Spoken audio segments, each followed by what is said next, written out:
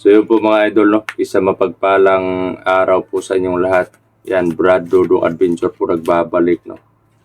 Sa ngayon po update muna tayo. Actually, naghahanda po kami para sa pagbabalik bundok po namin, no? Pasensya na po kayo at hindi po kami nakapag-upload.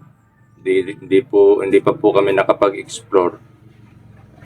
Gawa po ng may mga pangangailangan, marami din pangangailangan para sa pamilya namin. Pati na din sa tatay ni Dudoy, no? Hindi naman po pwede na mag-explore kami na may kulang or may kakulangan sa pamilya namin. So, yun. Plano namin sa susunod na araw pa kami mag-explore. Yun nga lang,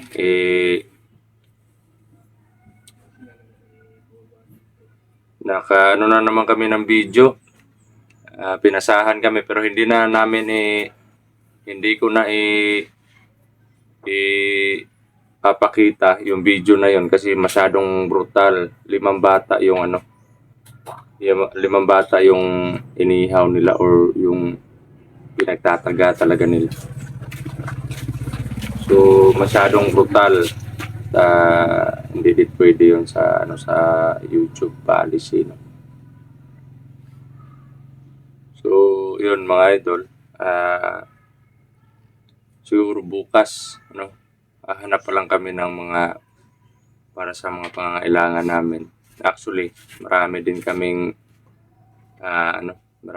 kaming inaasikaso. Nung nakaraan kasi panay panguha lang ako ng pako, mga gulay para ibenta. Sa awa ng Panginoon may 300, may 150 pesos, ganun. Hanggang nakalikom ako ng or naipon ko 750, no?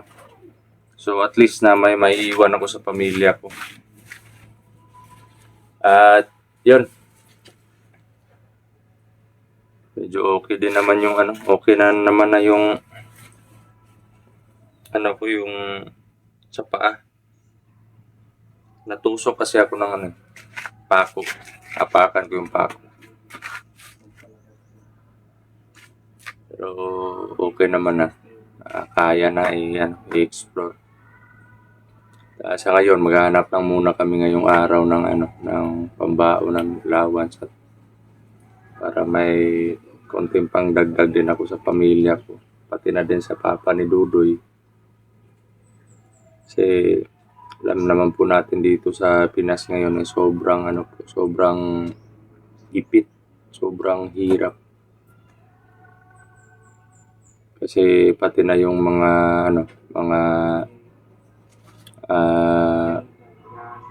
nasa mga posisyon na hindi na rin alam yung or parang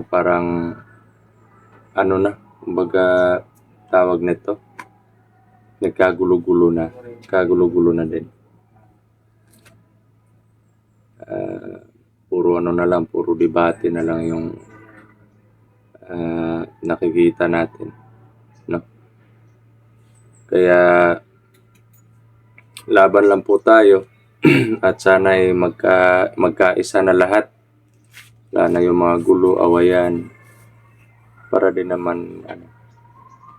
naman hindi naman maghirap yung bansa natin. At yan, kasama po natin si Dudoy. Dito si Bunso ngayon. Bakit andyan sa gilid yan? Ganyanin mo na lang. Yan, hindi mapasok. Yan, dyan na lang. Dito ka. Sa Bakit yan yung yung kulay ng mo? Yan ibang luspad. Pero pag in-upload mo na okay naman na yun. Okay na. So, yung papa mo, kailangan pa talaga ng ano, no? Kailangan pa talaga ng yung mga pangangailangan. Kaya nga, so, bago pupunta dito sa bundok, dapat kumpleto yung kailangan niya doon. Mm. Kasi ang hirap pag ang Mm. hirap pag nandun tayo sa bundok tapos may mangyaring hindi natin alam ba. Mm. Dapat secure. At ito, tungkol doon sa 5 bata na sinapchap nila, yung sinend nila na video sa akin, hindi na lang namin isasali dito sa video kasi masyadong brutal. At pati nga si Dudoy, sabi niya, wag na lang yan niya. Bro, wag mo na lang yan sa update kasi sobra na yan parang kahit kami nga minsan nung hindi pa nawala si Talim sa akin, may mga video din ako na hindi ko na ina-upload kasi masyadong brutal kahit sa ang gulo mo tignan, masyadong brutal, kaya ginagawa ko, dinidelete ko na lang yung video na yun, hindi ko na lang ina-upload. Isa po sa dahilan kung bakit di po natin ina-upload maselan. Pangalawa bawal po sa YouTube yung mga ganun na sobrang brutal, no? At ayaw ko din naman na na makita nyo paano tayo magalit, paano tayo yung parang mawala tayo sa sarili pag nakikipaglaban tayo. Kasi minsan pag nakakita ako ng kalaban, mga idol, lalo na nung magkasama pa kami ni Talim, parang gusto kong katayin lahat parang minsan nga hinihiwalay ko yung mga nila, yung mga kamay nila pa, tsaka ako tinatapon. Sa mga po yan, sa mga kalaban, hindi po ako pumapatay ng inosente. Nako, may nag-comment kasi, idol, baka sanay ka pumatay ng mga ganyan, tapos baka may pinatay ka na mga inosente. Sabi ko, wala, hindi ako ganyan tao. Yung mga lang, yung mga masasama, ganon. Kasi sa namin, sa labanan namin, kung hindi ka papatay, ikaw yung mamamatay. At kung hindi mo sila pipigilan, hindi mo sila uubusin, kamo yung mauubos. Wala nang dangal yung bansa natin. Naapakan nila yung prinsipyo ng bawat Pilipino dahil dun sa mga ginagawa nila.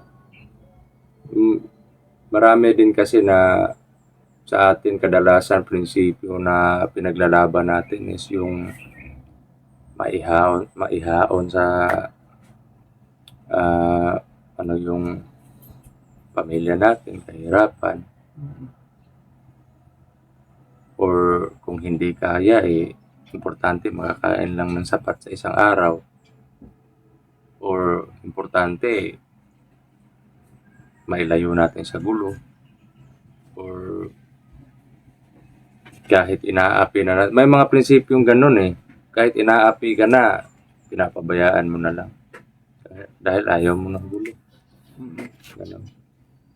Pero, yung prinsipyo po namin, pag nakakita kami ng inaapi, lalo na yung mga bata na inosente, pinapatay na walang awa, pinakain, hindi na po pwede yun. Yan po yung daan na binigay ng Panginoon sa amin para pigilan sila. At humihingi lang ako ng pasensya doon sa mga bata na hindi namin nagawa na sagipin dahil po hindi naman po namin alam yung mga ginagawa ng mga kalaban kada oras, minuto. Hindi po namin alam yung mga plano nila.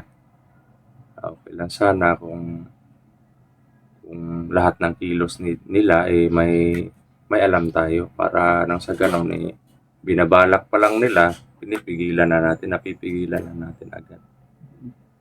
Pero sa ngayon sa nangyari ngayon doon sa 5 bata na chinap-chap nila, hindi pwede na hindi kami kumilos. Yung maskarado pa rin yun doon, no? Mm. Sobrang sama talaga ng tao. Sobrang brutal ng Mm. At yun, okay naman na si Pinunong Kabura, makakasama na siya sa atin sa exploration. At ginawan ko na lang ng paraan din. Actually, gumagawa po kami ng paraan, pero may mga paraan din na parang may sinasakripisyo kami para lang malutas yung problema. Ganun yung namin, style. Kasi minsan kailangan mag-sacrifice para sa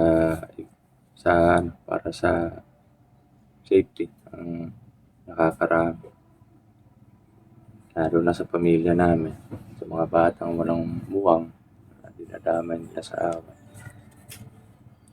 So at least na malakas yung kumpiyansa natin na balang araw matatapos din yung laban na to at makapagpatuloy na sa buhay na pagbabago at nang sa ganun magkaroon din tayo ng panahon na makatulong doon sa ibang mga kapatid natin na hunters, no?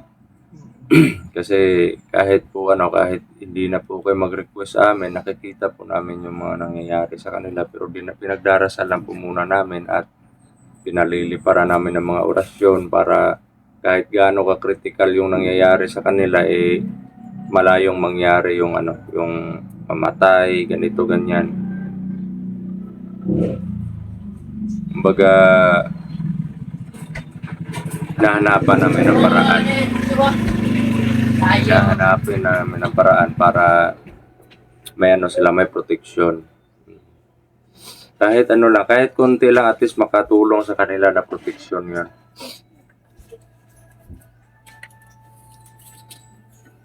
So, Doy, bukas, maghanap pa tayo ng maghanap pa tayo ng mga allowance natin. Saka, pamilya ko kasi kulang pa bigas. May bigas ka pa doon? Wala, paano na yun? Sakto na yun. Sakto lang yun. Sakto lang. Mga ilang kilo pa yun. Pero makabaon pa ko lang sa explore. Kabaon pa. Magdala tayo ng kanin? Lang natin ba? Ibalot lang natin sa dahon ng saging para hindi mapanis agad. Pwede lang. Pwede rin naman. Kahit pang isang araw lang natin, hindi naman mapapanis yung isang araw yung kanin. Importante na may lakas tayo sa ganun pa rin yung gagawin natin. Tago muna natin yung mga pagkain.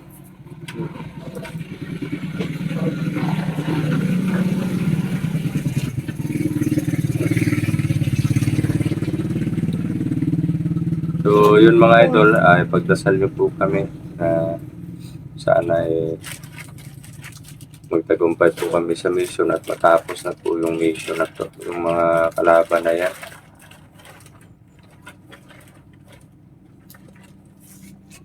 Gustuhin man namin na umiwas sa labanan na yan, pero hindi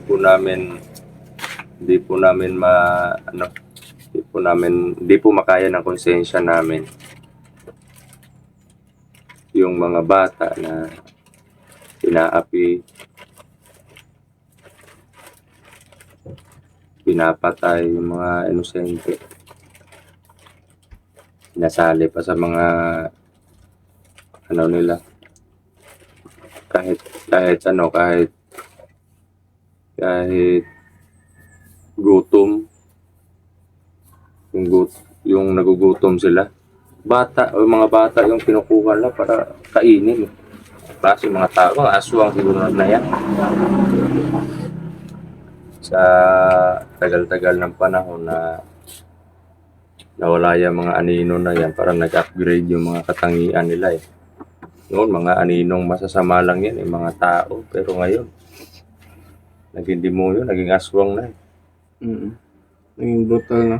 Pero hindi po namin nilalahat yung aswang ha. May mga aswang naman po na mababait, nasanay na lang sila na yung pamumuhay nila eh, nag-alaga sila ng maraming hayop para kung nagugutom sila, hindi na sila umano ng tao. Yung mga hayop na lang yung sariling nila na hayop, sariling alaga nila na hayop yung kakainin nila. May mga ganyan. Hindi sila nagpapadala sa utos ng demonyo.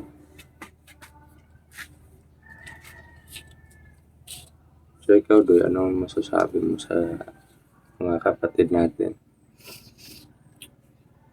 Oo. Oo. Patuloy pa rin tayo sa ating sa mission natin na makatulong din sa sa mga nahuli ng mga masamang tao ganun. Lalaban tayo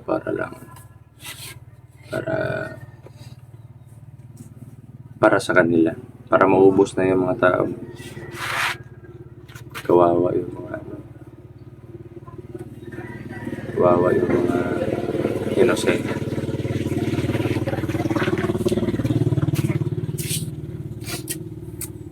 Grabe mga idol. Hindi mo po hindi po namin inisip na mas brutal pa yung mga tao na kaysa doon sa nakaraang laban natin. Mas malala yung ngayon. Tsaka hindi masyadong katigasan yung mga commander noon. Hindi masyadong Sakto lang. matigas. Sakto lang, kayang-kaya lang. Kahit nga yung mga kahit nga yung mga tawag nito, yung mga superior, kayang-kaya lang eh. Pero ngayon Sobrang matigas. Mas malakas pa sa mga mananabas. May mga mananabas din na pumasok sa kanila.